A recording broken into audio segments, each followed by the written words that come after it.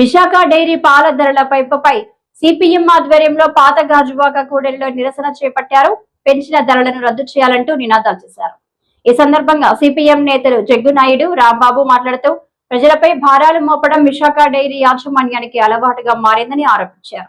గతంలో డైరీ అక్రమాలపై నిగ్గు తేల్చేందుకు గాను రాష్ట్ర ప్రభుత్వం అసెంబ్లీ సభ సంఘాన్ని ఏర్పాటు చేసి డైరీని సందర్శించారని, కమిటీ తీసుకున్న చర్యలు ఏమయ్యాయో అర్థం కాలేదన్నారు.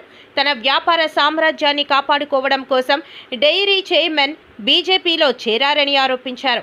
ప్రజలపై భారాలు మోపాలని చూస్తే వామపక్షంగా పోరాటాన్ని ఉధృతం చేస్తామని హెచ్చరించారు.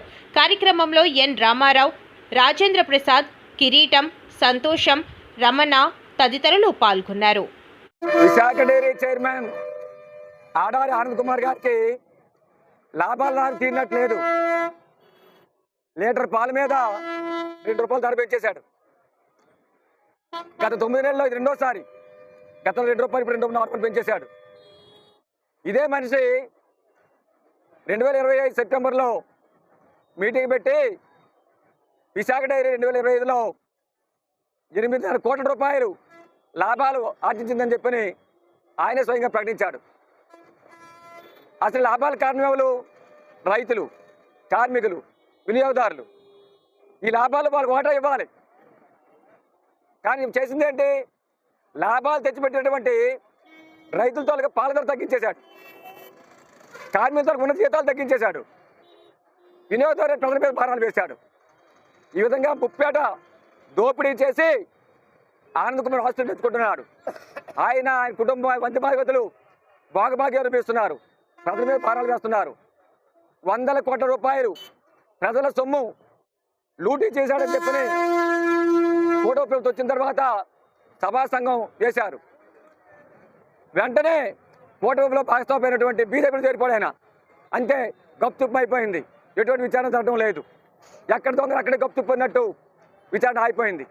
కాబట్టి చంద్రబాబు గారిని అడుగుతున్నాం, మీరు ప్రజల సొమ్ముని లూటీ చేస్తున్నటువంటి ఈ దోపిడీదారుల పక్షాన్ని నిలబడతారా, ప్రజల పక్షాన్ని నిలబడతారా తెలుసుకోండి.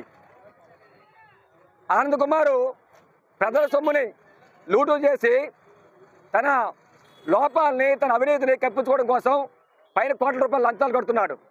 ఆ లంచాల కోసం ప్రజలు మీరు నాశనం చేస్తారా, భారాలు వేస్తారని చెప్పని ఫోటో ప్రభుత్వం ప్రశ్నిస్తున్నాం.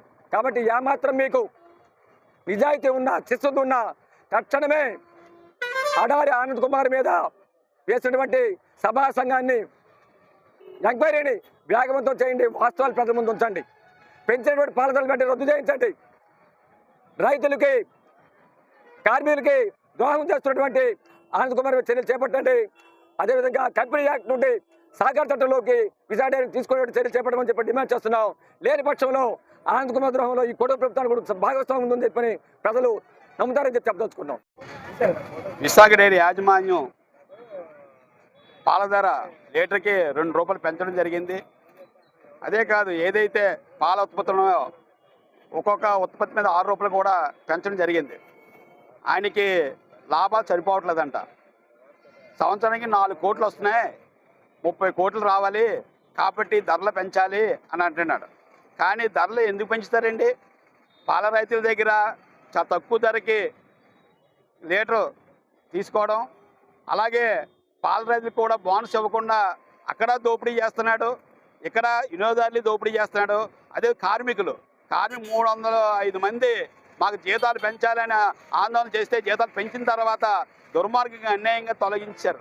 ఇప్పుడు ఆ కార్మికులు తొలగించి ఆ కార్మికులు ఇప్పుడు కార్మికులకి ₹350, ₹100 ఇచ్చి కార్మికులు దోపిడీ చేస్తున్నాడు, రైతులను దోపిడీ చేస్తున్నాడు, అలాగే వినియోగదారుల మీద కూడా దోపిడీ చేస్తున్నాడు. ఇలాంటి యాజమాన్యంపై కూటమి ప్రభుత్వం ఎందుకు చర్య తీసుకోలేదు? చంద్రబాబు నాయుడు కానీ, స్థానిక ఎమ్మెల్యే, రాష్ట్ర అధ్యక్షుడు ఆయన అధికారం రాకముందు ఏదైతే విశాఖ డైరీ యాజమాన్యం ఉందో యాజమాన్యం చర్య తీసుకుంటాం, అవినీతి రూపుమాపుతాం, ఏదైతే దొంగ వ్యాపారం కూడా నివారిస్తానని చెప్పడం జరిగింది. అధికారం వచ్చిన తర్వాత ఏమైపోయి ఆ మాటలు? ఏం చేస్తున్నాడు ఈ పల్లా శ్రీనివాసు? కాబట్టి అంటే ఎవరైతే అధికారంలోకి వస్తే వాళ్ళని డబ్బులు ఇస్తే అలాగే అవినీతి ఏమేమి చేసి దాన్ని పక్క పెట్టాలన్న ఆలోచనతో ఈరోజు కూటమి ప్రభుత్వం స్థానిక ఎమ్మెల్యే కూడా ఆ రకంగా రాజీ పడిపోయాడు.